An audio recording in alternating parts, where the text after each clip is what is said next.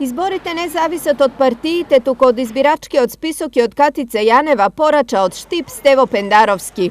Ако немаме сериозно прочистен избирачки список и ако имаме СЈО кој ќе биде само на хартија, кој практично нема да ја заврши својата работа, за која сите 4 релевантни политички партии ги дадоа своите подписи преку своите први луѓе, во тој случај безпредметно е да зборуваме за датумот на преговори, дали е од 24 април презакажан за 5 јуни, ни на 5 јуни нема да има услови за фери демократски избори, ако минимум овие два услова не бидат исполнети до крај. Според Пендаровски, проверката на избирачкиот список посочила бројни манипулации, вклучително и во изборната тројка.